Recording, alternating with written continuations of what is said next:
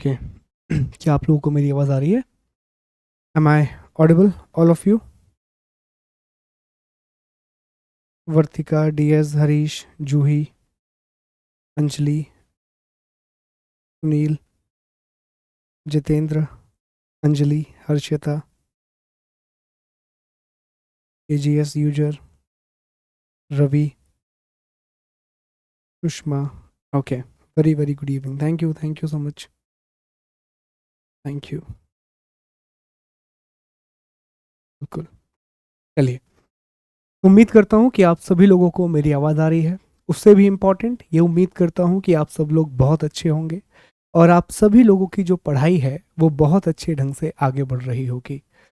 दोस्तों, मेरा नाम शुभम गुप्ता है और अब इस सेशन में जो इतिहास विषय है, जिस पे आपका प्राचीन भारत का इतिहास, मध्यकालीन भारत का इतिहास, आधुनिक भारत का इतिहास, कला एवं संस्कृति तथा विश्व इतिहास, मतलब एक बहुत बड़ा विषय जिसे मैं अपने आप में एक महाकाव्य कहता हूँ, उस विषय की शुरुआत आप मेरे साथ करेंगे और ख़त्म भी आप मेरे साथ ही इस विषय को कर रहे होंगे। ठीक है?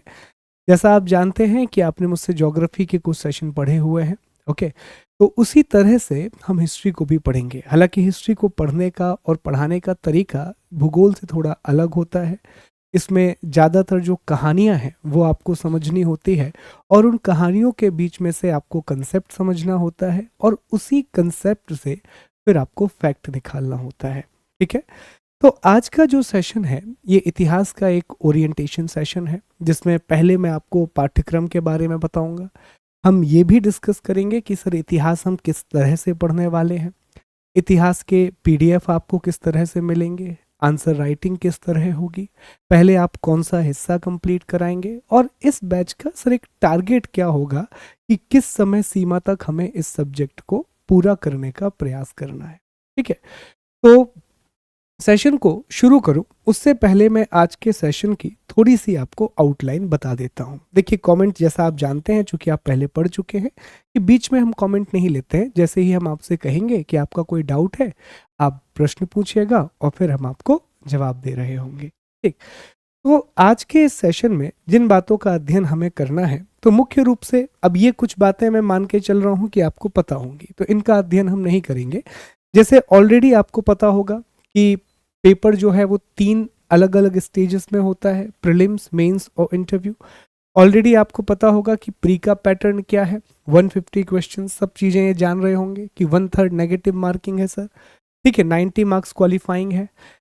रणनीति भी हमने चर्चा कर ली थी, मुख्य परीक्षा का पैटर्न भी हमने चर्चा कर लिया था और मुख्य परीक्षा की सामान्य रणनीति। अब ये हम कहाँ डिस्कस कर चुके हैं, तो जब हमने वर्ल्ड मैपिंग की क्लासेस की थी तो विश्व मानचित्र की क्लासों में हमने शुरुआत में आपको यही समझाया था कि आखिर यूपी में जो लोक सेवा आयोग की परीक्षा होती है वो किस तरह का उसका पैटर्न है और हमारी जो रणनीति है, हमारी जो अप्रोच है वो एग्जाम को लेकर के क्या होनी चाहिए। तो यहाँ पर इन बातों को हम नहीं दोहराएंगे, है ना। हम किस बात की चर्चा करेंगे, तो हम चर्चा करेंगे, देखो एक एक करके। अभी आप दिमाग में प्रश्न लेकर के मत आइए। आपको प्रश्न कब लेकर के आना है, जब मैं आपसे बोलूं कि आप प्रश्न लेकर के आइए। अन्यथा क्या होगा दोस्तों, हम बोलते हैं ना कि पहले जो आपके सामने है, जो आपको मिल रहा है, उसको कैप्चर कीजिए। मुझे पता है कि जिस अवस्था में आप हैं, जिस एज में आप हैं, उसमें डाउट आना, उसमें प्रश्नों का बहाव आना लाजमी है। और एक बात आप भी जानते हैं कि जो प्रश्न अभी आप कर रहे होंगे, जैसे कि मैं ये प्रोबेबिलिटी मान के चल रहा हूँ, कौन सा विषय पढ़ाएंगे, कब पढ़ाएंगे, कैसे पढ़ाएंगे, पीडीएफ मिलेगा नहीं मिलेगा, यही सारे प्रश्न होंगे आपके दिमाग में। तो थोड़ा सा सब्र रखेंगे, आखिर में इन सभी प्रश्नों के जवाब भी मैं आपको दे दूंगा। अभी सिर्फ आप मुझे ध्यान से सुनेंगे। 20-25 मिनट या 40 मिनट का ये सेशन है। बहुत ध्यान से आप मुझे सुनिए, एक एक बात को समझिए, फिर हम चीज़ों को समझ रहे होंगे और आपके जो भी प्रश्न है उनका जवाब मैं आपको दे रहा हूँगा। ठीक है, तो हमें डिस्कस क्या करना है आज की क्लास में। तो सबसे पहले हम जो पढ़ेंगे दोस्तों, हम चर्चा करेंगे कि प्रारंभिक परीक्षा में इतिहास का पाठ्यक्रम कैसा है, सिलेबस कैसा है। फिर उसी के बाद हम चर्चा करेंगे कि प्रारंभिक परीक्षा में इतिहास के प्रश्न किस तरह के आए हैं। देखो एक बात, अगर आप पहले तैयारी कर चुके हैं या पहली बार तैयारी कर रहे हैं, तो अभी से मैं आपको डरा नहीं रहा हूं, बस मैं आपको एक छोटी सी चेतावनी दे रहा हूं कि इतिहास के प्रश्नों का स्तर आपके दूसरे सभी विषयों के स्तर से बहुत ज़्यादा है। इसीलिए कई बार जब मैं यूपी पीसीएस के विद्यार्थियों का इंटरव्यू सुनता हूँ तो वो कहते हैं कि प्रीलिम्स के लिए हम इतिहास पर ज़्यादा तवज्जो नहीं देते, क्योंकि प्रश्न जब आप देखेंगे तो आपको लगेगा कि जो सामान्य चीज़ें हम पढ़ते हैं या हम कितना भी एक्स्ट्रा ऑर्डिनरी पढ़ें, कुछ ऐसे तथ्य पूछ लिए जाते हैं जो हमारी समझ से भी परे होते हैं। तो ऐसे प्रश्नों को लेकर के परेशान नहीं हुआ जाता। आप जानते हैं कि सिलेक्शन के लिए दूसरे विषय हैं, लेकिन इतिहास में ऐसा नहीं है कि 20 प्रश्न आएंगे तो 20 ही कठिन आएंगे। नहीं, 20 में से 6 या 7 प्रश्नों का स्तर बहुत कठिन होगा, बाकी 12-13 प्रश्न मेरा ये मानना है कि ये क्लासेस करने के बाद आप इजीली बना लेंगे, बहुत अच्छे से बना लेंगे, जो मान के चलिए एक बहुत अच्छा नंबर है। बहुत बड़ी बात होती है अगर आपने किसी बहुत कठिन विषय के और बहुत वास्ट विषय के लगभग 70 से 80% प्रश्नों को बना लिया। क्योंकि अभी मैं आपको प्रश्न दिखाऊंगा तो खुद आपको इसका स्तर पता चलेगा। देखो, 2 तरह के प्रश्न होते हैं एग्जाम में। एक होते हैं तथ्यात्मक प्रश्न। अब तथ्यात्मक प्रश्न कैसे भी पूछा जा सकता है। हाँ, अगर ये कंसेप्चुअल तरीके से पूछे होते तो शायद हम इनका उत्तर और भी ज्यादा आसानी से दे पाते। पर चलिए चर्चा करेंगे इस बात की। फिर हम डिस्कस करेंगे मुख्य परीक्षा का पाठ्यक्रम। यहाँ पर मेरी विशेष तवज्जो है। इस कोर्स के शुरुआत के जो 2 महीने हैं, जनवरी का महीना और दिसंबर जनवरी का महीना, इसमें मेरा पूरा फोकस मुख्य परीक्षा पर होगा। देखिए, प्रारंभिक परीक्षा जैसा मैंने शुरू से ही कहा है, ये आपको बस एक टिकट प्रदान करती है। आपका भविष्य, आपकी रैंक, सब कुछ मुख्य परीक्षा पर निर्भर है। और खुशखबरी आपके लिए यह है कि इतिहास में जो मुख्य परीक्षा के प्रश्न हैं, इनका स्तर बहुत आसान है। अब आप कहेंगे कि नहीं सर, हमें पढ़ के नहीं लगा, लेकिन एक बार आप ये क्लासेस कंप्लीट कीजिए और फिर आप देखिएगा कि वो मुख्य परीक्षा के प्रश्न कितने अच्छे से आप बना पाते हैं। तो जो हम शुरू कर रहे हैं ना, हम आधुनिक भारत से पढ़ना शुरू करेंगे, मॉडर्न हिस्ट्री से पढ़ना हम शुरू करेंगे। और डे 1 से जैसे ही आपकी कंसेप्ट बिल्ट होंगे तो 2 या 3 दिन के बाद आप देखेंगे कि हर टॉपिक पे हम प्रश्न बनाएंगे। हर क्लास के बाद मैं आपको प्रश्न दूंगा और अगले दिन हम उसके मॉडल आंसर की चर्चा करेंगे कि आपने आखिर प्रश्न का उत्तर कैसे लिखा है। 2 तरह के प्रश्न बनेंगे, या तो 125 शब्द में कुछ प्रश्न के जवाब आ रहे होंगे या 200 शब्दों में आपको लिखना होगा। लेकिन देखो, बात वही है, जब हम पहला कोर्स किए थे तब भी हम आपसे यही कहे थे कि ताली एक हाथ से नहीं बजती और सफलता भी सिर्फ आपकी मेहनत से या सिर्फ मेरी मेहनत से नहीं मिलेगी। अगर मैंने आपको होमवर्क दिया है तो आपको पूरी ईमानदारी के साथ वो होमवर्क करके आना है।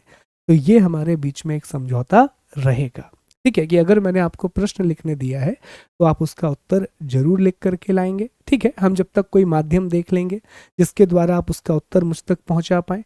नहीं भी पहुंचा पाए तो चलिए मैं आपको मॉडल आंसर बता दूंगा, जिससे बहुत हद तक आपको सहायता मिलेगी। ठीक, तो हम मुख्य परीक्षा के पाठ्यक्रम की चर्चा करेंगे। फिर हम मुख्य परीक्षा के पिछले वर्षों के प्रश्नों की चर्चा करेंगे कि कौन कौन से प्रश्न हैं जो मुख्य परीक्षा में पूछे गए हैं, इनके बारे में जानेंगे।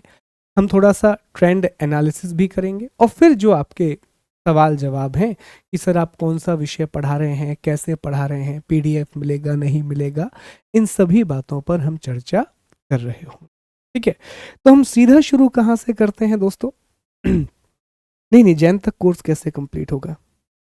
इतना आसान थोड़ी ना है कि जैन तक आप पूरा इतिहास पढ़ा देंगे। मैंने कहा कि जनवरी तक आपका मुख्य परीक्षा का एक बड़ा सेगमेंट हम कंप्लीट करा देंगे। ठीक है, समय लगेगा इतिहास में दोस्तों, हिस्ट्री में समय लगेगा।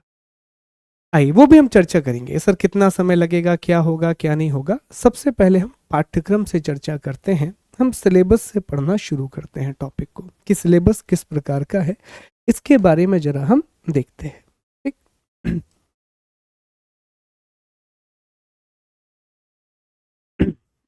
ओके, चलो ध्यान दो।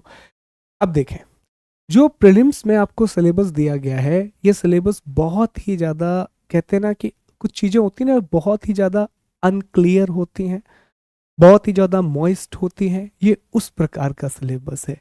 ये सिलेबस पढ़ के आपको कुछ भी मूल रूप से क्लियर नहीं होगा और फिर आप इनको सवाल देखिएगा। देखिए, मैं हमेशा आपसे कहता आया हूँ कि सिलेबस आप तब तक नहीं समझ पाएंगे जब तक आप इन्हें प्रीवियस ईयर क्वेश्चन के साथ जोड़ करके नहीं देखते। तो यहाँ सिलेबस है और फिर हम इसे पीवाईक्यू के साथ कनेक्ट करेंगे, तब आपको देखना पड़ेगा कि प्रश्न कैसे निकल करके आ रहे हैं। और दिस इज़ वेरी अनफॉर्चुनेट कि जो सवाल यहाँ से निकल करके आते हैं, जो प्रश्न यहाँ से बनते हैं, वो प्रश्न सिलेबस से बहुत ज़्यादा कुछ मैच नहीं करते हैं। कि हम सिलेबस को तोड़ दें और उस हिसाब से टॉपिक पढ़ें। तो क्या है सिलेबस में? लिखा हुआ है कि भारत का इतिहास, हिस्ट्री ऑफ इंडिया, भारत का इतिहास, ये लिखा हुआ है। ठीक है, एक सेकेंड। भारत का इतिहास, हिस्ट्री ऑफ इंडिया और भारतीय राष्ट्रीय आंदोलन। तो दो बातें हैं कि एक तो पूरा इतिहास पूछेंगे, लेकिन पूरे इतिहास में भी फोकस कहाँ पर होगा? इंडियन नेशनल मूवमेंट पर होगा, भारतीय राष्ट्रीय आंदोलन पर फोकस होगा। अब क्या दिया हुआ है देखिए, social, economic and political aspect of Indian history. अब ये नहीं कह रहा आपसे कि प्राचीन एंशियंट इंडियन हिस्ट्री, उसने सीधा लिखा है कि भारतीय इतिहास के सामाजिक, आर्थिक और राजनीतिक पहलू। सर इस शब्द का अर्थ क्या हुआ? इसका मतलब बड़ा क्लियर है, इसमें तथ्यात्मक और विषयगत दोनों जानकारी शामिल है। इसमें कंसेप्चुअल इंफॉर्मेशन भी पूछेगा और इसमें आपसे फैक्चुअल इंफॉर्मेशन भी पूछेगा। उदाहरण के रूप में समझते हैं कि जैसे मान लीजिए कि हमने इतिहास का एक टॉपिक लिया, इंडस वैली सिविलाइजेशन, सिंधु घाटी सभ्यता। एक हमने टॉपिक लिया मुगल काल, और एक हमने टॉपिक लिया लेट्स अज्यूम ब्रिटिश एडमिनिस्ट्रेशन। ठीक है, ये तीन टॉपिक हम पढ़ रहे हैं।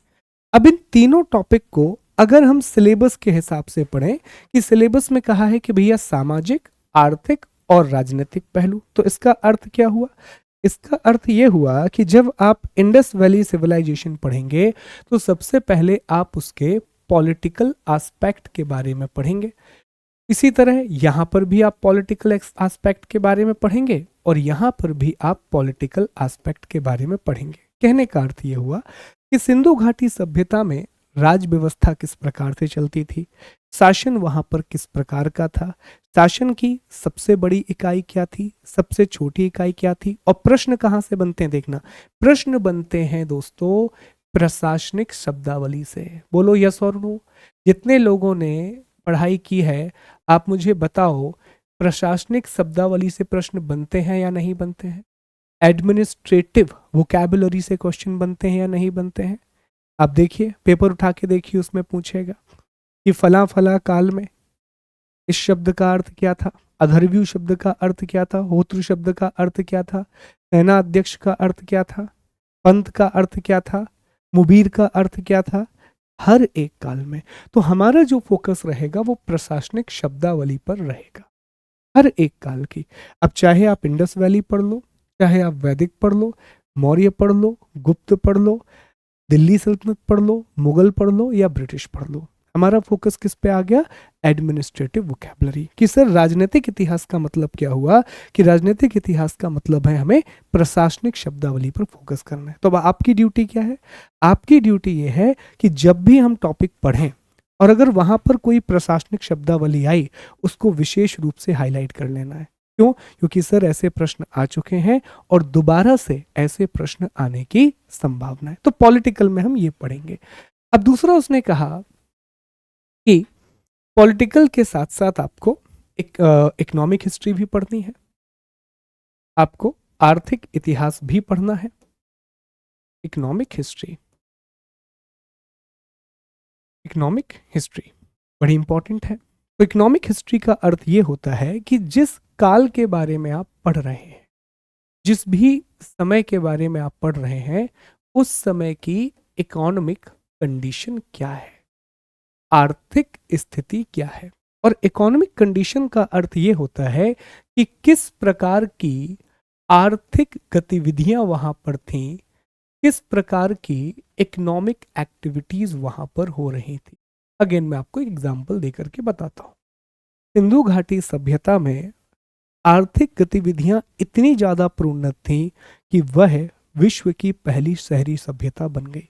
इंडस वैली सिविलाइजेशन में इतनी सारी इकोनॉमिक एक्टिविटीज होती थी कि वो दुनिया की पहली अर्बन सिविलाइजेशन बनी। उदाहरण के लिए एग्रीकल्चर, सिर्फ एग्रीकल्चर नहीं था वहाँ, वहाँ पर एडवांस एग्रीकल्चर था। वहाँ सिर्फ कृषि नहीं हो रही थी, वहाँ पर दोस्तों एक तकनीकी रूप से अच्छी कृषि हो रही थी, जिससे अधिशेष उत्पादन हुआ, सरप्लस प्रोडक्शन हुआ, और उसी सरप्लस प्रोडक्शन की वजह से वाणिज्य और व्यापार शुरू हो सका, कॉमर्स और ट्रेड की शुरुआत हो सकी, और बहुत सारे धंधे थे वहाँ पर।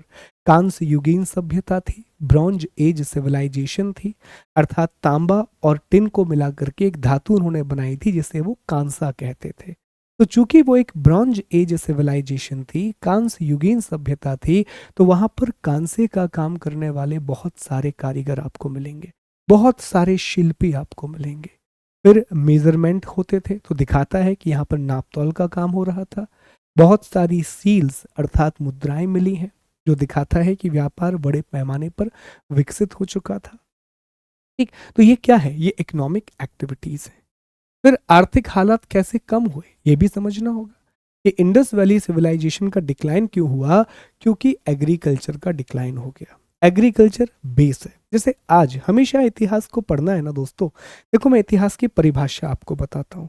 हिस्ट्री की जो डेफिनेशन है वो बड़ी अच्छी परिभाषा है कि वर्तमान आलोक में इतिहास की प्रासंगिक घटनाओं का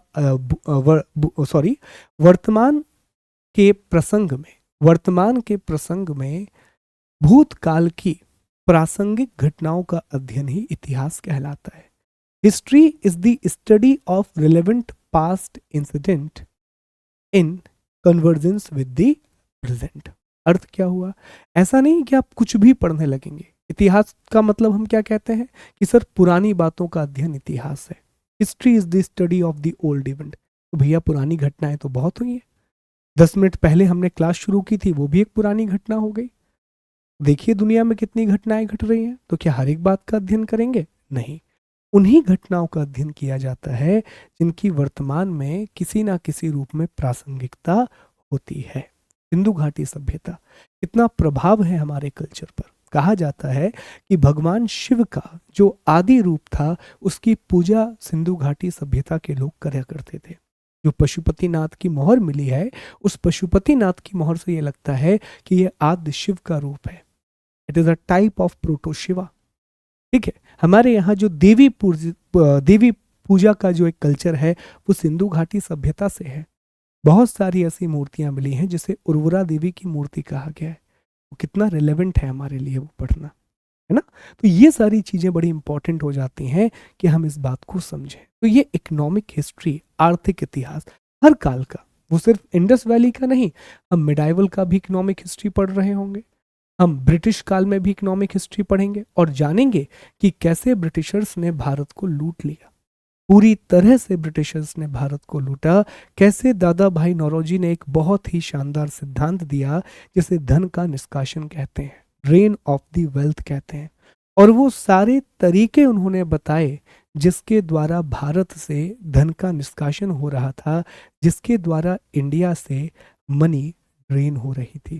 तो इकोनॉमिक हिस्ट्री है।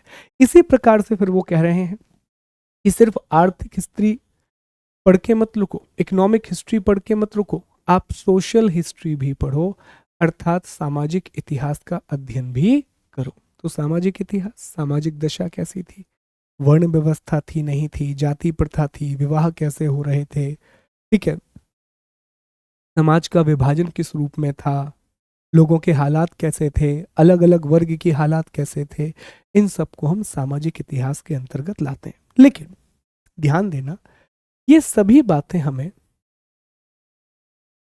प्री के पर्सपेक्टिव से पढ़नी है जब हम एंशिएंट और मिडाइवल हिस्ट्री की बात करेंगे। क्यों? क्योंकि एंशिएंट और मिडाइवल हिस्ट्री आपके मुख्य परीक्षा के सिलेबस में नहीं है।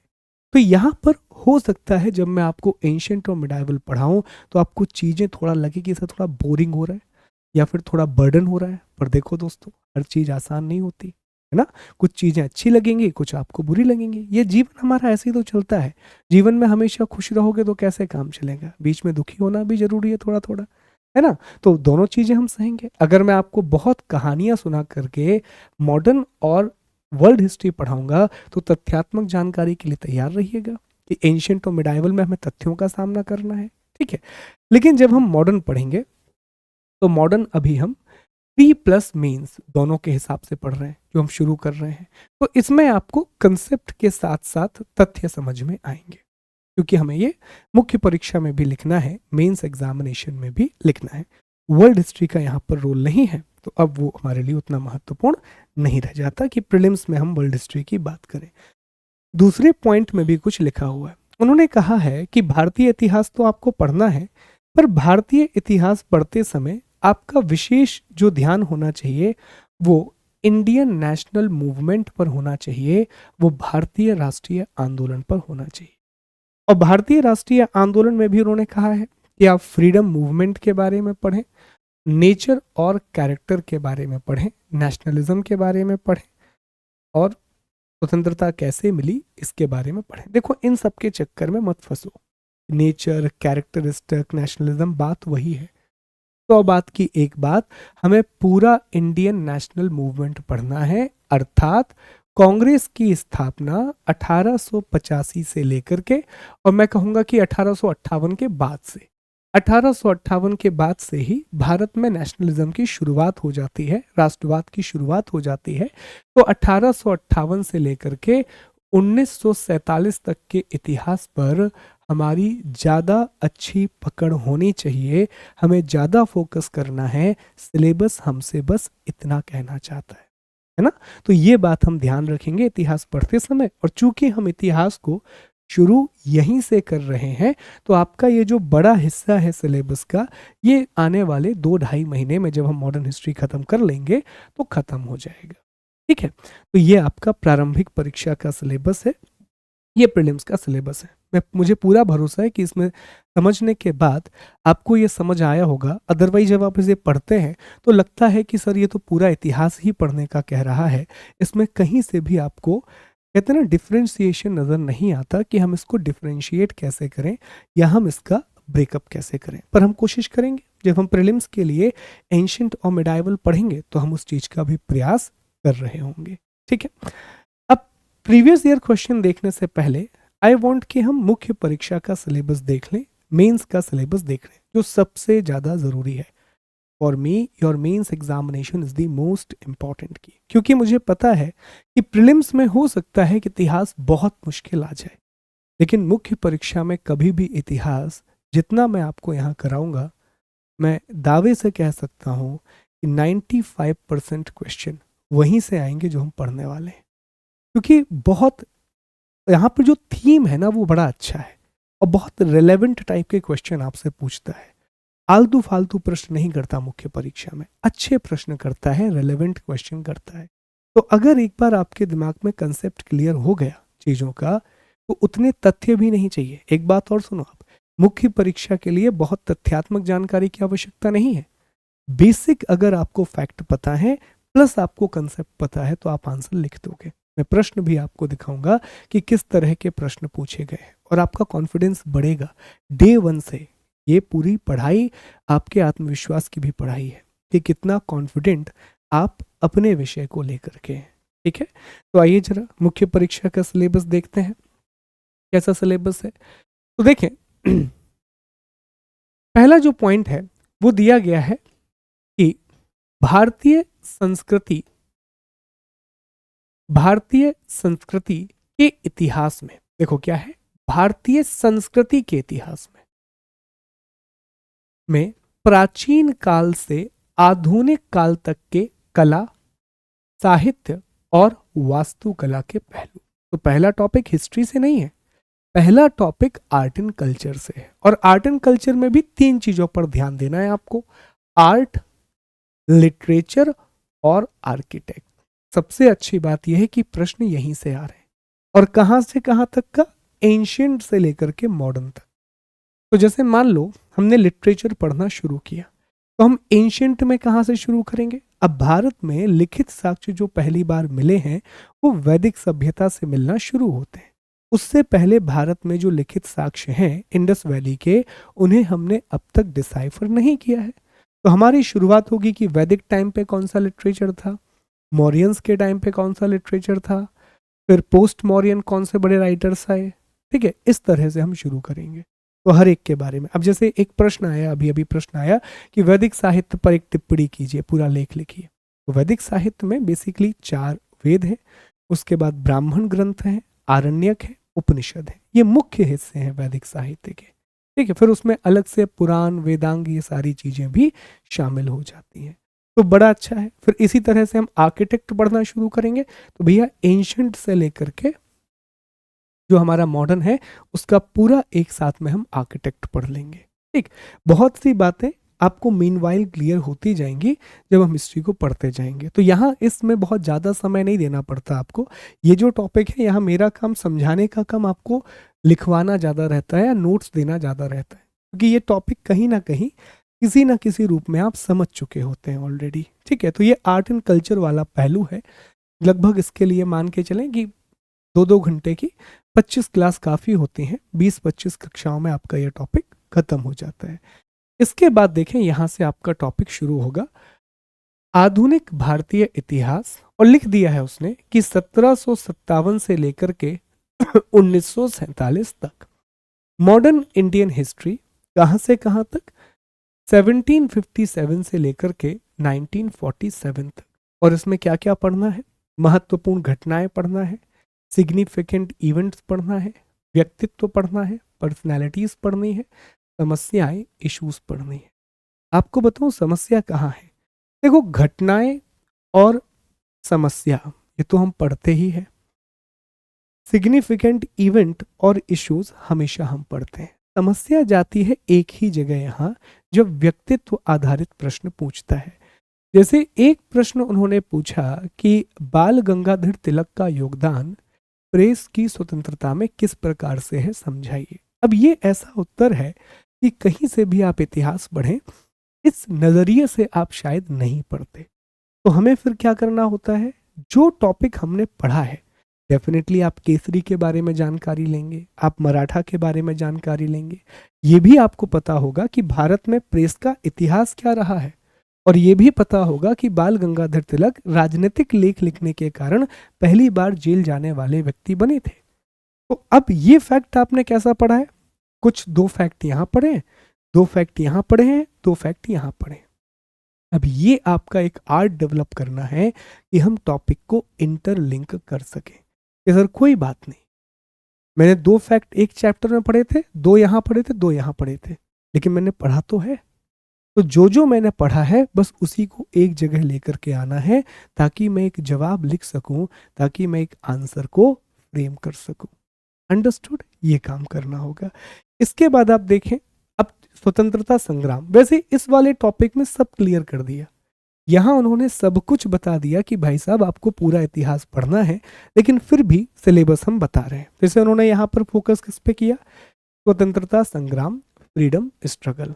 क्या कहा कि इसके अलग अलग चरण बताइए, और देश के विभिन्न भागों में इसमें अपना योगदान देने वाले महत्वपूर्ण व्यक्ति और उनका योगदान। तो ये क्लियर उन्होंने लिख दिया है कि आपको इस बात पर विशेष ध्यान देना है कि जो स्वतंत्रता संग्राम हुआ तो उसमें देश के अलग अलग लोगों का योगदान क्या था।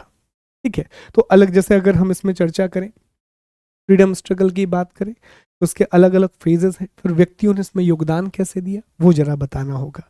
रानी लक्ष्मीबाई का योगदान क्या है, हर एक व्यक्ति के योगदान की थोड़ी थोड़ी चर्चा करनी होगी। अब ये देखें, स्वतंत्रता के पश्चात देश के अंदर एकीकरण और पुनर्गठन। अब इसका एक हिस्सा आप पॉलिटी में पढ़ते हैं, तो वो हिस्सा हम हिस्ट्री में नहीं पढ़ाते दोस्तों आपको। हाँ, एकीकरण हम जरूर पढ़ाते हैं, पर पुनर्गठन इतिहास में नहीं आता है। और इसमें लिखा है कि 1965 तक, 1965 तक। ठीक है, तो इसका एक हिस्सा आप पॉलिटी में पढ़ते हैं। संविधान सभा का निर्माण, जम्मू कश्मीर का मुद्दा है ना, हैदराबाद का मुद्दा, ये सारी चीजें। तो यहाँ पर हम वो चीज पढ़ेंगे कि एकीकरण कैसे हुआ, और 1965 तक की 1-2 प्रमुख घटनाओं के बारे में हम पढ़ेंगे।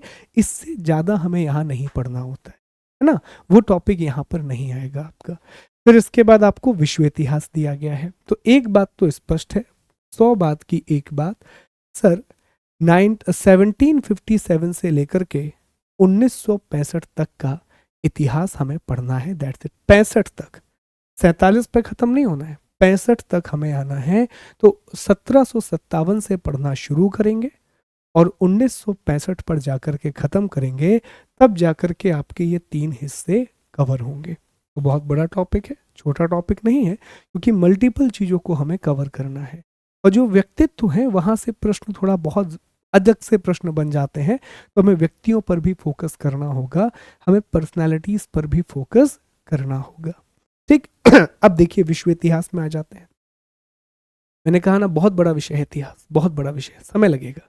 विश्व इतिहास। विश्व इतिहास का सिलेबस बहुत क्लियर है, पूरे टॉपिक के नाम लिखे हैं। जैसे पहला टॉपिक उन्होंने यहाँ पर मेंशन कर दिया कि आप फ्रांसीसी क्रांति के बारे में पढ़िए, ये हमारा पहला टॉपिक होगा। बड़ा स्पष्ट है, बड़ा क्रिस्टल क्लियर है। दूसरा टॉपिक है औद्योगिक क्रांति, इंडस्ट्रियल रेवोल्यूशन। तीसरा है विश्व युद्ध, दोनों ही विश्व युद्ध पढ़ना है, first world war, second world war. चौथा है राष्ट्रीय सीमाओं का पुनः सीमांकन। पांचवा टॉपिक है उपनिवेशवाद। छठवां टॉपिक है राजनीतिक दर्शन, जैसे साम्यवाद, पूंजीवाद, समाजवाद, नाजीवाद, फासीवाद। अब इसमें भी देखिए हम आपको क्या पढ़ाते हैं, बहुत सी चीजें आप इसमें ऑलरेडी अलग अलग विषयों में पढ़ोगे इकोनॉमी में, जो नहीं पढ़ोगे उस पर हम ज्यादा फोकस करेंगे। नाजीवाद हमें आपको पढ़ाना पड़ेगा, फासीवाद हमें आपको डिटेल से पढ़ाना होगा, और फिर हमें आपको साम्यवाद पढ़ाना होगा। पूंजीवाद और समाजवाद की चर्चा आप इकोनॉमी में बहुत करेंगे, हालांकि हम पढ़ाएंगे, लेकिन जो हमारा फोकस है वो इन पर होगा कि नाजीवाद क्या है, फासीवाद क्या है, ये सारी चीजें क्या हैं, और समाज पर इनका क्या प्रभाव हुआ उसके बारे में। तो मुख्य रूप से हम देखें तो हमारे 5 या 6 महत्वपूर्ण टॉपिक हैं जो हमें वर्ल्ड हिस्ट्री में कवर करना है, जो हमें विश्व के इतिहास में कवर करना है।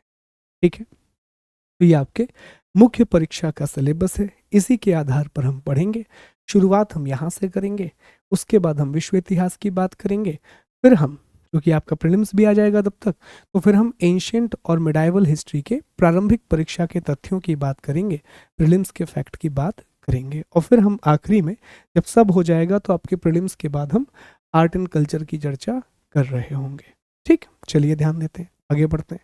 अब कुछ प्रश्नों को जरा आप देख लें, पूरे प्रश्न मैं आपको पीडीएफ के फॉर्म में दे दूंगा, कुछ प्रश्नों को लेकिन आप जरूर देखें कि आखिर प्रश्न किस तरह से पूछे गए हैं। तो एक प्रश्न यहाँ आप देखें, 2023 के प्रश्न है ये पूरे, 2023 की मुख्य परीक्षा के प्रश्न है। तो पहला प्रश्न है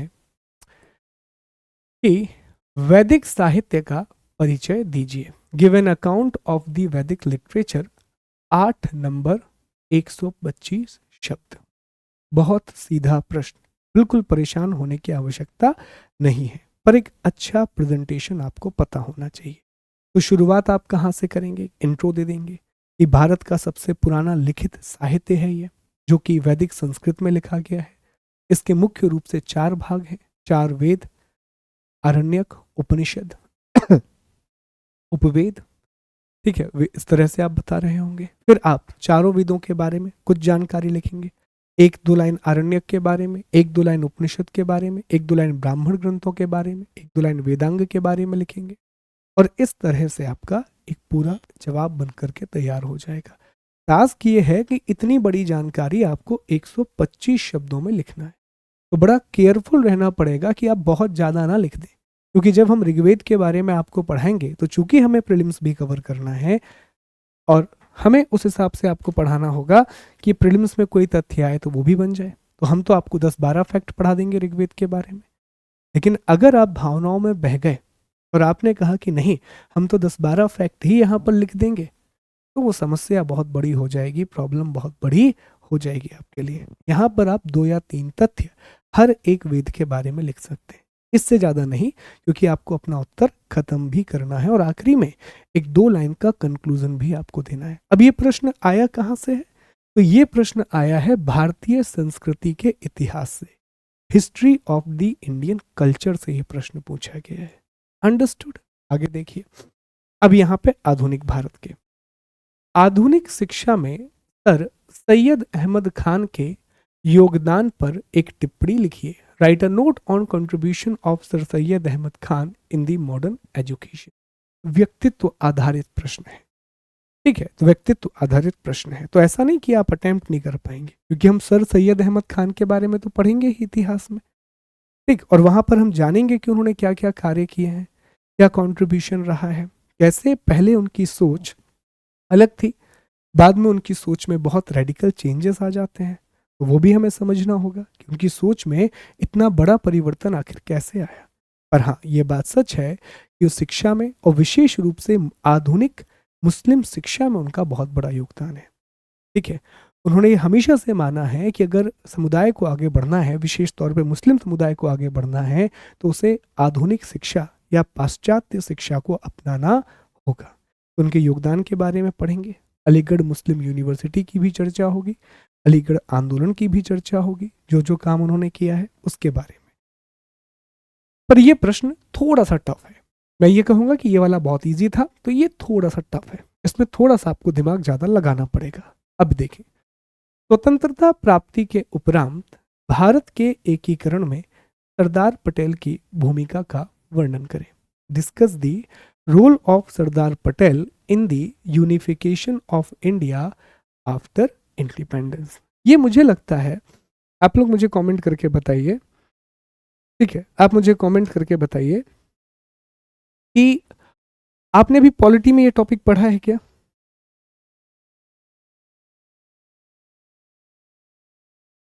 बताइए, आपने पॉलिटी में पढ़ा है कि किस तरह से इंटीग्रेशन हुआ था? आई विश सर ने आपको पढ़ाया होगा, आई थिंक, ये वाले टॉपिक, जहाँ तक मुझे लगता है। बताएं एक बार आप मुझे।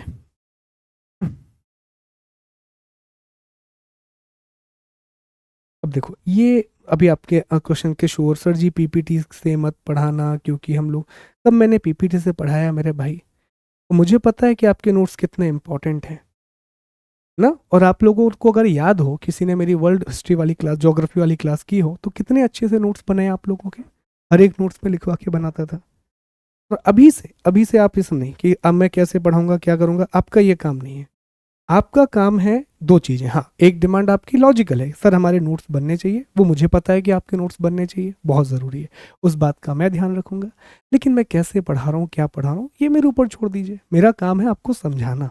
ठीक है, और अलग अलग तरह से कैसे भी मैं आपको समझा पाऊंगा वो रहेगा। ठीक है, आप भी जानते हैं कि पीपीटी से चीज़ें समझ में नहीं आती, चीज़ें तभी समझ में आती हैं जब मैं आपको ऐसे समझाता हूँ, खाली पेज पर। लेकिन आप मुझे बताओ, जस्ट एक मिनट मेरी बात सुनो, कि अगर मैं तकनीक और पुरानी चीज दोनों का इस्तेमाल करूंगा, तो फायदा किसका होगा, आपका या मेरा? देखो, मैं आपको फायदे बताता हूँ। सारी चीजें मुझे ऐसे ही पढ़ानी है आपको, व्हाइट बोर्ड पे लिख के, क्योंकि तभी आपको समझ में आएगा। लेकिन फिर भी मैं आपके लिए पीपीटी बनाता हूँ बहुत मेहनत करके, कारण कि आपके पास क्लास के बाद एक रेफरेंस रीडिंग रहेगी, और ये वही नोट्स होंगे जो मैं आपको क्लास में पढ़ा रहा हूँ। ऐसा नहीं है कि नोट्स कोई और बना रहा है और क्लास कोई और ले ले रहा है, नहीं, मैं ही आपको मेरे नोट्स दूंगा जो मैंने आपको क्लास में पढ़ाया है। तो मान लो आप क्लास में नहीं लिख पाए, समय नहीं है, कोई लोग ऐसे होंगे जो शायद नोट ना बना पा रहे हो, उनका वर्क रहता हो, ऑफिस रह रहा हो, तो उनके लिए वो फायदा मिलेगा। ठीक है, अब जैसे मान लो ये प्रश्न है, तो क्या मैंने पीपीटी से ना पढ़ूं? अब मैं लिखूं पहले क्या इनको, और फिर हम डिस्कस करें? आप मुझे बताओ, सिलेबस है तो सिलेबस क्या मुझे पीपीटी में नहीं लिखना चाहिए? क्या आपको बताना चाहिए कि नहीं सर आप हाथ से सिलेबस लिखो? तो दोनों चीजें देखो, आप भी अधिकारी बन रहे हो ना, सोच बदलो। कभी भी किसी भी चीज के बारे में रिजिड नहीं हुआ जाता दोस्तों। लाइफ का रूल यही है कि जिंदा वही रहता है, मशहूर वही होता है जो फ्लेक्सिबल होता है। मैं भी फ्लेक्सिबल हूँ। आपने कहा कि सर आप पूरा पीपीटी सुन रहे, मैंने नहीं पढ़ाया, मैं जानता हूँ, और मैं भी समझता हूँ, आप ना माने पर मुझे पता है कि समझ तो ऐसे ही आएगा जब मैं पूरा एक ड्रॉ करूंगा कि अच्छा देखो यहाँ से लोग आए, यहाँ से गए।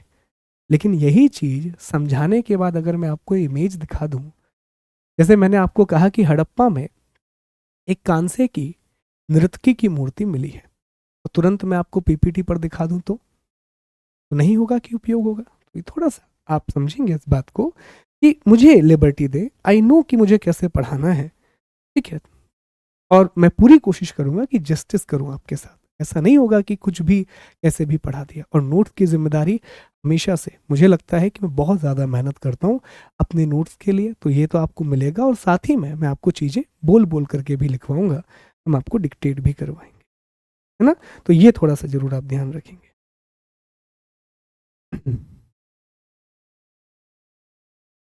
ठीक, बहुत बढ़िया, तो ये आप समझे।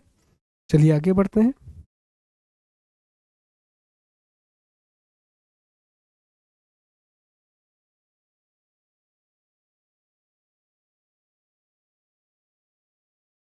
चलें आगे बढ़े। नहीं तो आप लोगों की डिमांड के चक्कर में हम ये टॉपिक नहीं कर पाएंगे, तो डिमांड बाद में अभी और समझते हैं। तो ये एक प्रश्न है, अगला प्रश्न देखिए। अब ये प्रश्न है कि नागर शैली के मंदिरों की वास्तुकला विशेषताओं का वर्णन कीजिए। Describe the architectural features of the temples of नागर शैली। 12 मार्क्स, 200 वर्ड। कहाँ से प्रश्न आया? आर्ट एंड कल्चर से प्रश्न पूछा। ये सवाल कहाँ से है दोस्तों? आर्ट एंड कल्चर से प्रश्न पूछा गया, पर सीधा प्रश्न है। जब आप आर्ट एंड कल्चर का इतिहास पढ़ते हैं तो ये आर्किटेक्ट से आया हुआ सवाल है, ये वास्तुकला से आया हुआ सवाल है। तो हम नागर शैली की चर्चा करेंगे, कैसे उसमें विकास हुआ उसकी हम चर्चा करेंगे। अलग अलग शैलियों से मंदिरों का निर्माण हुआ है, विदेशी शैली भी आई है जिसे हिंद यूनानी कहा जाता है ना। तो वो क्या है, कैसे अलग है, क्या चीज होती है, उन सब के बारे में भी हम जानें। ठीक, फिर देखें प्रश्न। 1857 के स्वतंत्रता संग्राम के वैचारिक आयामों को रेखांकित कीजिए। Underline the ideological dimensions of the uprisings of 1857। Sir what do you mean by ideological dimensions? Sir ये जो शब्द यहाँ लिखा है वैचारिक आयाम, इसका अर्थ क्या है? देखो, वैचारिक आयाम का बड़ा सीधा सा मतलब है किस किस आधार पर लोग इसमें शामिल हुए थे, एक वो आधार। दूसरा, जो दूसरे लोग थे उन्होंने इसके बारे में क्या कहा, वही क्या है इसका आइडियोलॉजिकल डायमेंशन है, वही इसके वैचारिक आयाम है। तो अगेन मैं कहूंगा ये सीधा प्रश्न है, इसमें कोई भी टेढ़ी बात नहीं की गई है। फिर वर्ल्ड हिस्ट्री से भी एक प्रश्न है कि जर्मनी के एकीकरण में बिस्मार्क की भूमिका का मूल्यांकन कीजिए। अच्छा, मूल्यांकन करने की बात की है।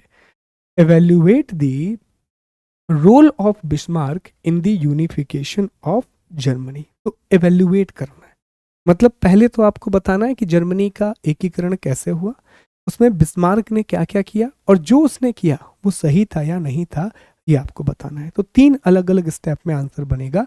पहले आप जर्मनी का यूनिफिकेशन समझाएंगे, उसमें बिस्मार्क की भूमिका क्या थी वो बताएंगे, और फिर उसका मूल्यांकन करेंगे कि उसने जो कदम उठाए वो सही थे या नहीं थे। तब जाकर के आपके 200 शब्द कंप्लीट होंगे। तो ये 2023 का पेपर है। इसी तरह आपको क्या करना है, पूरा 2022 का भी है, 21 का भी है, 19 का भी है, इन सबको आप पढ़ लेंगे, पढ़ जरूर लेंगे। ये मेरा आपसे निवेदन है कि आपको ये PDF मिल जाएगा, इसको जरूर ध्यान से एक बार आपको पढ़ लेना है। ठीक है, कल ये PDF आपको डलवा दिया जाएगा, इसमें थोड़ा सा काम और है, तो कल आपको ये PDF मिल जाएगा। मेक श्योर कि आप इसे एक बार जरूर पढ़ें, और सारे प्रश्नों को एक बार नहीं 3 से 4 बार पढ़ें, ताकि प्रश्न आपके दिमाग में स्थिर हो जाए।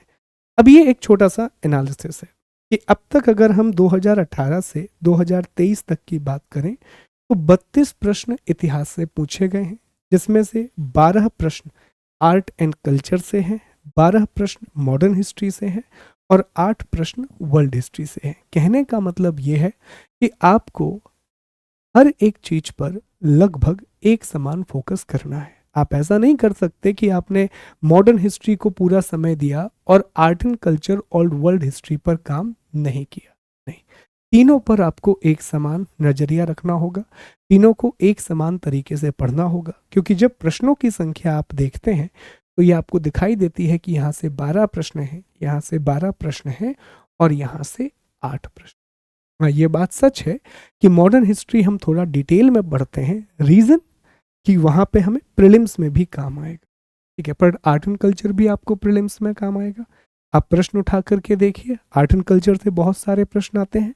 अब वैदिक साहित्य पूरा का पूरा आर्ट एंड कल्चर में है, जितने भी आपके स्रोत हैं इतिहास के वो सारे आर्ट एंड कल्चर में ही आते हैं। ठीक है, तो ये सारी चीज़ों पर हमें विशेष रूप से ध्यान रखना है। We need to focus very sharply on these phenomena. Understood? ठीक, ध्यान दें आप। अब ये प्रीलिम्स के कुछ सवाल हैं, जैसे 2022 का है, मैं 23 का भी नहीं बना पाया, वही मैंने कहा कि थोड़ा सा मैं काम कर रहा था। तो 19 प्रश्न 2022 के प्रीलिम्स में पूछे गए हैं। तो उन प्रश्नों की प्रकृति जरा हम एक बार देख लेते हैं, नेचर जगह हम देख लेते हैं, नेचर बस, आंसर वगैरह पे हमें चर्चा नहीं करनी है अभी, आंसर वगैरह बाद में। जैसे एक प्रश्न है, अब ये आर्ट एंड कल्चर का प्रश्न है कि निम्नलिखित में से किसने चिंतामणि भट्ट द्वारा रचित संस्कृत ग्रंथ शुक सप्तमी का फारसी में अनुवाद कर उसका नाम तुति नामा रखा था। तो बेसिकली उन्होंने घुमा के प्रश्न पूछा, प्रश्न सीधा सा है कि भैया चिंतामणि भट्ट की जो किताब है शुक सप्तमी, उसका फारसी में अनुवाद किसने किया था, एक प्रश्न आया। दूसरा आप देखें, चंद्रगुप्त द्वितीय के संदर्भ में निम्नलिखित में से कौन सा कथन सही है। शक विजय के संदर्भ में सबसे सबल प्रमाण इस नरेश की रजत मुद्रा है। बेसिकली चांदी की मुद्राएं चलाई थी इस शासक ने, ठीक है, रूपक उनका नाम हुआ करता था। तो ये शक विजय के लिए चलाई थी या नहीं, तो ये बेसिक फैक्ट है, बहुत बेसिक फैक्ट है, लूसेंट लेवल का फैक्ट है, ये वहां भी आपको मिलेगा। इन मुद्राओं की तौल लगभग 33 ग्रेन हुआ करती थी। तो ये प्रश्न आया। अगला देखें जरा, कहां से आया, राजनीतिक इतिहास से आया। निम्नलिखित में से कौन सा सही सुमेलित है। देव समाज किसने बनाई, भारत धर्म महामंडल कहाँ बना, सनातन धर्म रक्षण सभा, राधा स्वामी सत्संग।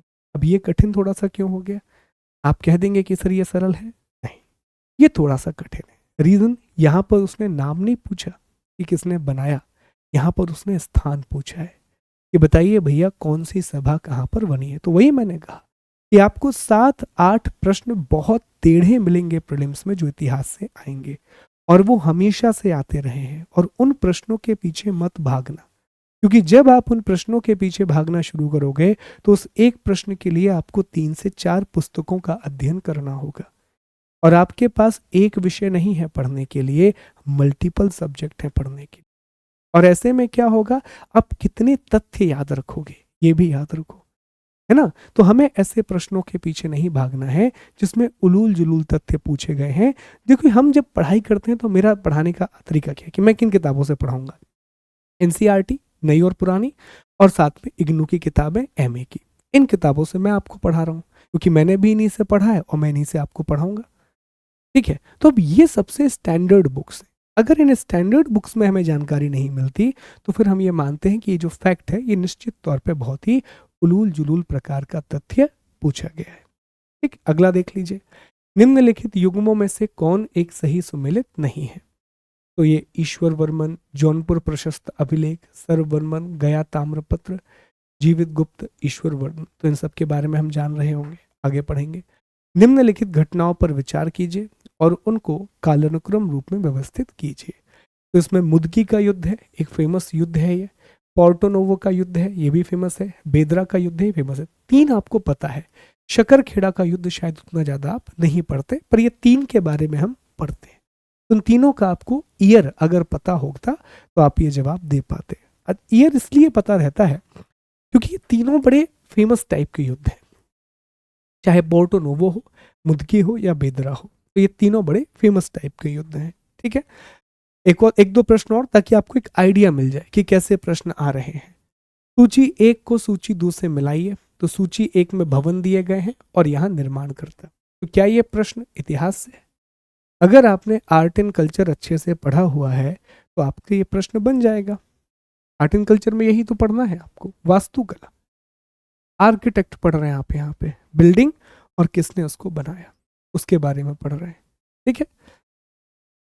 देख लीजिए, और अलाउद्दीन खिलजी की विजय को कालानुक्रम, कौन सा इतिहास, राजनीतिक इतिहास, पॉलिटिकल हिस्ट्री, रणथंबोर, गुजरात, वारंगल, चित्तौड़, कौन सा युद्ध पहले हुआ, कौन सा युद्ध पहले जीता। तो यहाँ पे हमें क्या पता पड़ता है कि इतिहास में आपको समय रेखा जरूर बनानी चाहिए।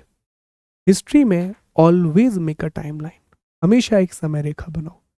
जैसे मैंने आपको एक टॉपिक पढ़ा दिया, तुरंत आप अपना टॉपिक निकालने का समय रेखा बना लो कि सर ने आज अलाउद्दीन खिलजी पढ़ाया है, चलो अलाउद्दीन खिलजी की समय रेखा बनाते हैं। सर ने आज पूरा खिलजी वंश पढ़ा दिया, चलो पूरे खिलजी वंश की समय रेखा बनाते हैं। ये करिए, खुद से भी तो एफर्ट लगाना पड़ेगा। इतिहास में जितना आप समय रेखा बनाएंगे उतना ज़्यादा आपको तथ्य क्रम से याद होंगे, फैक्ट बहुत अच्छे से याद होंगे। टाइमलाइन बनाई हिस्ट्री की। ठीक है, इसमें औरंगजेब के शासनकाल की निम्नलिखित घटनाओं पर विचार कीजिए और इन्हें भी कालानुक्रम तरीके से जमाइए। तो दिखा रहा है भैया, ईयर्स याद करने पड़ेंगे, पता करना पड़ेगा। ठीक है, आगे आप देखें अगला, निम्नलिखित घटनाओं पर विचार करें और उन्हें कालानुक्रम से जमाएं। गदर पार्टी की स्थापना, चिटगांव, बर्लिन में इंडियन इंडिपेंडेंस कमेटी की स्थापना, केंद्रीय असेंबली बॉम्ब कांड, इन सभी को और घटनाओं को अगेन आपको कालानुक्रम रूप में जमाना है। प्रश्न मुश्किल है, याद करना पड़ेगा, मेहनत करनी पड़ेगी, फैक्ट्स याद रखने पड़ेंगे। निम्नलिखित में से किस स्तूप में आर्यक स्तंभ वाले मंच की विशेषताएं मिलती हैं?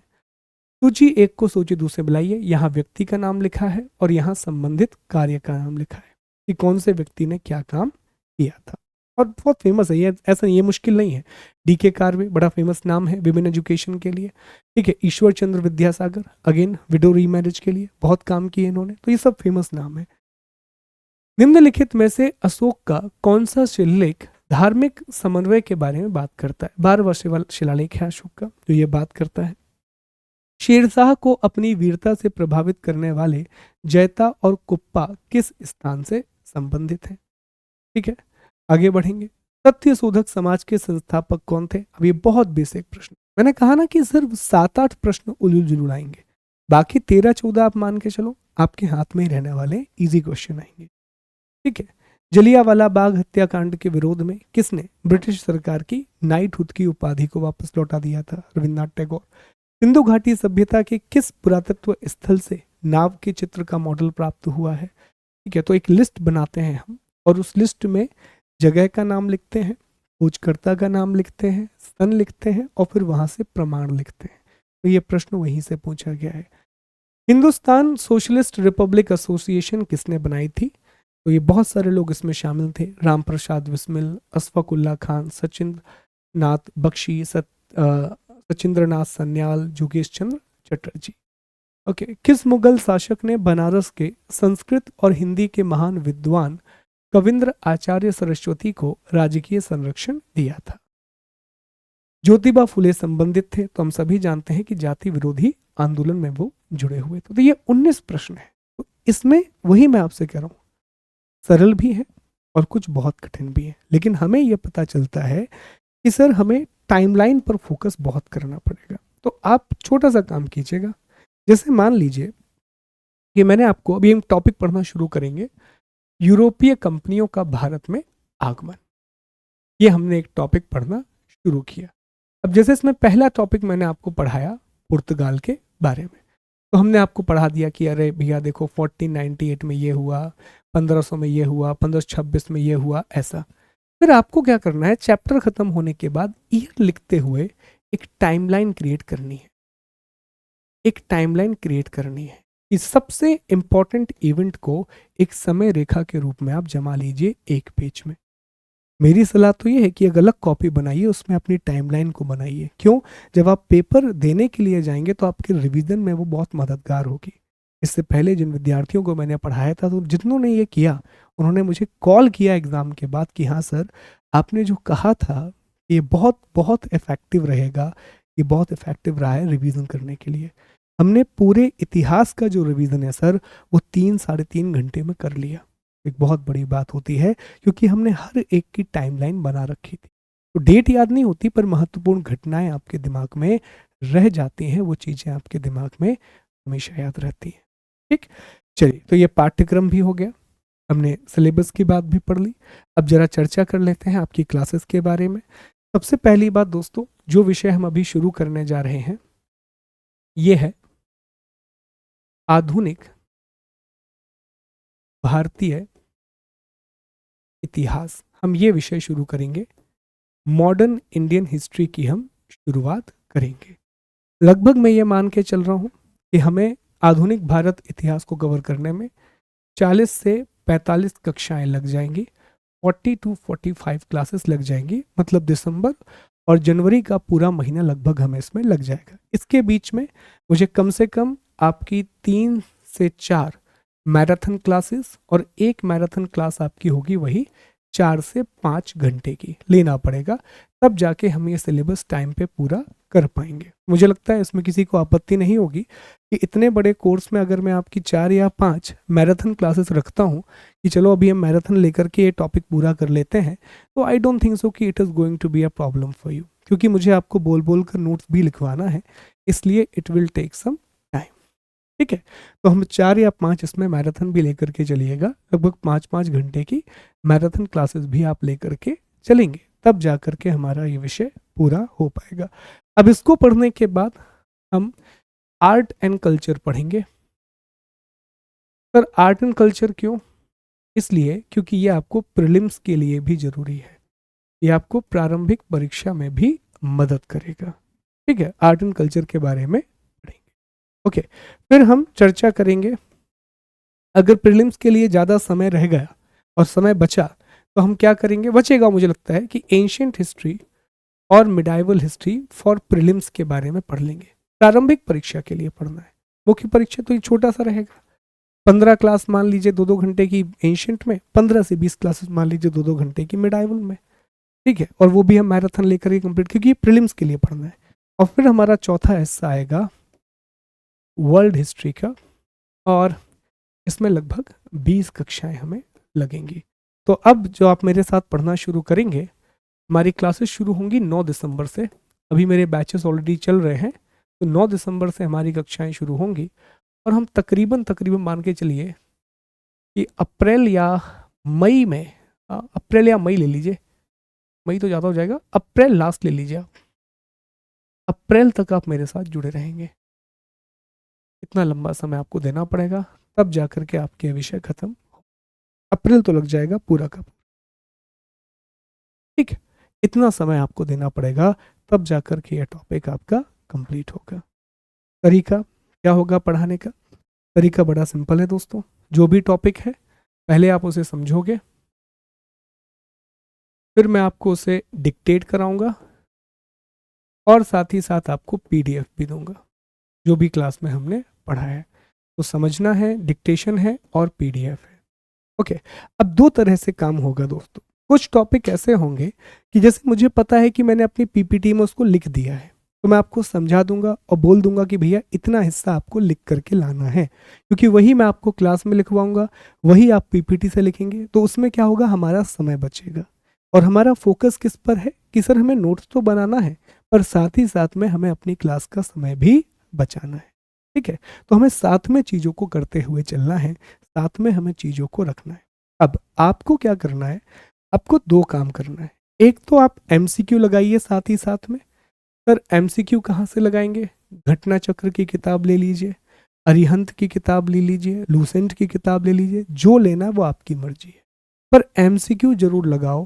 हर टॉपिक के कम से कम 50 से 100 एमसीक्यू लगाओ हर टॉपिक के। ठीक, और फिर आप मेरे साथ में आंसर राइटिंग कीजिए, ये इंपॉर्टेंट है। आंसर राइटिंग हर टॉपिक पढ़ाने के बाद मैं आपको 1-2 प्रश्न दूंगा, उन प्रश्नों के उत्तर आप लिखिए और मैं आपको उनके मॉडल आंसर डिस्कस करूंगा।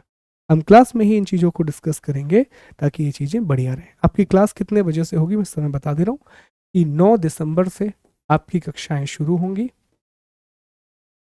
समय क्या रहेगा, सुबह 8 बजे से लेकर के 9:30 बजे तक आपकी कक्षा होगी। कक्षा कब से कब तक होगी? मंगलवार से शनिवार, और आपके मैराथन होंगे वो आपके संडे को हुआ करेंगे। संडे को जब भी आपका मैराथन होगा वो हमेशा संडे को होगा, तो संडे को हम मैराथन क्लासेस किया करेंगे। ठीक, अब मुझे बता दो कि इसके अलावा आपका कोई डाउट है तो आप मुझे बता सकते हैं कि हाँ सर ये चीज़ बता दीजिए, ये कैसे होगा, क्या होगा, तो फिर हम उस पर चर्चा कर लेते हैं।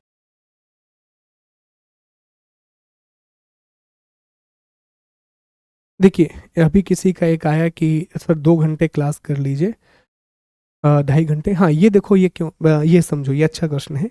अभी आपकी ज्योग्राफी की क्लास चल रही है, इसीलिए मैं 2 घंटे 2.5 घंटे का सेशन नहीं ले रहा हूँ। तो इसीलिए मैंने क्या कहा कि मैं आपके मैराथन लूंगा और आपकी एक एक्स्ट्रा क्लास जरूर लूंगा। हर जो 5 दिन मैं पढ़ा रहा हूँ, आपके दिमाग में एक बात और आएगी कि सर आप सोमवार से पढ़ा दो, तो पढ़ाऊंगा तो मैं आपको मंगलवार से लेकर के शनिवार तक ही, लेकिन उसी बीच में मैं आपकी एक एक्स्ट्रा क्लास भी लूंगा।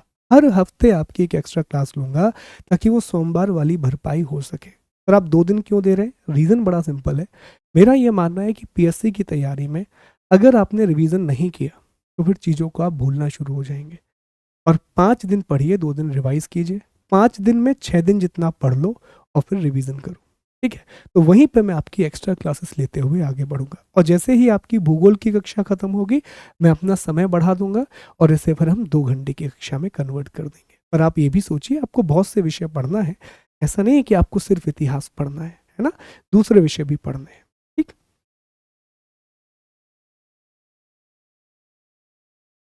प्री 17 मार्च को है। यूट्यूब पर नहीं है, यूट्यूब पर नहीं है।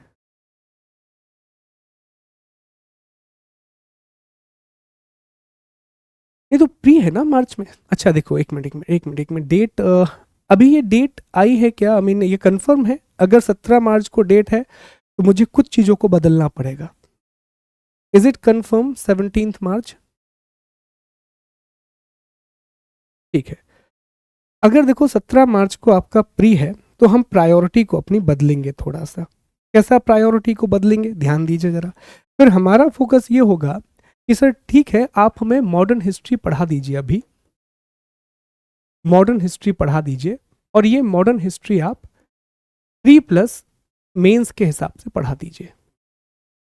ठीक, लेकिन जो एंशंट और मिडाइवल है वो जरूर आपकी प्री के हिसाब से कवर हो जाए। आर्ट एंड कल्चर ना हो पाए चलेगा, लेकिन ये कवर हो जाए, इतने में काम हो जाएगा। तो फिर हम ये टारगेट रख के पढ़ेंगे। ठीक है, तो फिर हम ये टारगेट रख के पढ़ेंगे। अंडरस्टूड? क्योंकि देखो यार, एक बात आप भी जानते हैं कि 2 महीने में या 3 महीने में मैं आपको सब नहीं पढ़ा सकता कि मैं आर्ट एंड कल्चर भी पढ़ा दूँ, मॉडर्न भी पढ़ा दूँ, एंशियंट मिडाइवल नहीं हो पाएगा। लेकिन मैं इतना पढ़ा सकता हूँ आपको, क्योंकि मुझे ये पता है कि एंशियंट और मिडाइवल ये मेरे लिए 1 महीने की क्लासेस के हैं प्रीलिम्स में। क्योंकि प्रीलिम्स में 1 महीने के लिए बहुत सफिशिएंट आपको चीज़ें मिल जाएंगी। और यहाँ हम राइटिंग नहीं करेंगे। मैं अभी आपको स्पष्ट कर दे रहा हूँ कि जब हम प्रारंभिक परीक्षा की कक्षा पढ़ेंगे तो मैं आपको डिक्टेशन नहीं कराऊंगा, क्योंकि आपके पास समय नहीं होगा। वो पूरी तरह से आपको मैं समझाऊंगा व्हाइट बोर्ड पर वो आपको मेरे नोट्स से ही पढ़ना होगा। समझ रहे हैं? क्योंकि हमारे पास समय नहीं है। डिक्टेशन मॉडर्न में होगा, डिक्टेशन वर्ल्ड हिस्ट्री में होगा, और डिक्टेशन आर्ट एंड कल्चर में होगा, जो टॉपिक आपकी मुख्य परीक्षा के लिए जरूरी है। ठीक है, ओके, तो ये हो जाएगा। क्लियर है? हाँ, मैं प्रीलिम्स का कंप्लीट करा दूंगा दोस्तों, इतना पोर्शन में करा दूंगा, इतना जितना मैंने लिखा है, मॉडर्न प्री प्लस मेंस के लिए। ओके, और जो एंशियंट और मिडाइवल है वो प्रीलिम्स के लिए, that I will complete, that is my promise to you. ठीक, अब आप देखें कि कॉपी का एक प्रश्न आ रहा है कि सर कॉपी के हम कितने पेज की कॉपी बना लें। तो कॉपी देखो, मेरे हिसाब से आप 3 बनाइएगा, एक मॉडर्न के लिए बनाना अलग, और एक आप बनाना आर्ट एंड कल्चर के लिए प्लस वर्ल्ड हिस्ट्री के लिए। तो ये आप बना लो, लगभग मेरे हिसाब से 200-200 पेज की बना लो, इतने में हो जाएगा काम। 200-200 पेज का बना लीजिए, या 250-250, 200-200 पेज का बना लो। ठीक है, 200-200 पेज का कॉपी बना लो, पर अलग अलग बनाना दोस्तों, मॉडर्न का अलग बनाना और इन दोनों का एक साथ बना लेना। के लिए हाँ, एक सुधा का भी एक सजेशन है। सुधा का सजेशन ये है,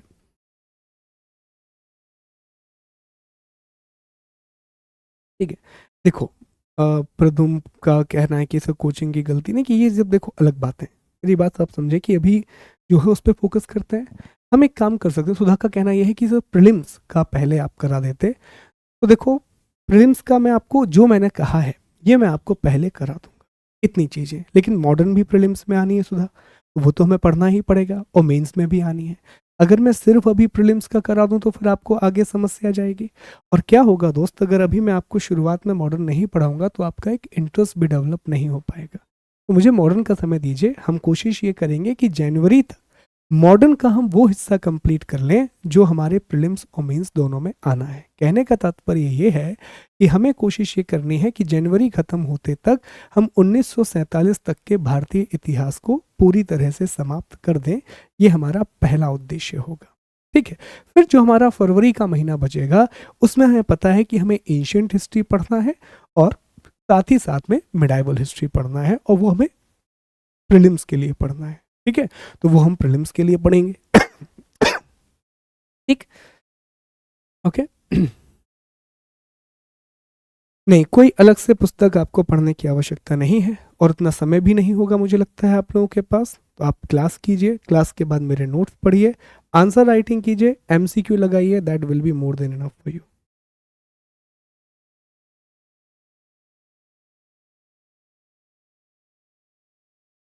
नहीं, बुक लेना ज़रूरी नहीं है। नहीं, आप अलग अलग रहने दो गीतिका, आप दोनों को मर्ज मत करो। ये नोट्स आपके लिए सफिशिएंट है क्योंकि इसमें एनसीईआरटी वगैरह सब कुछ है ना, तो आप।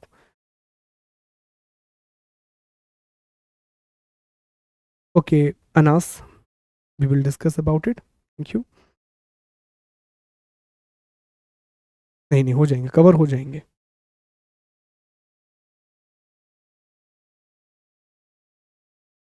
बिल्कुल बिल्कुल।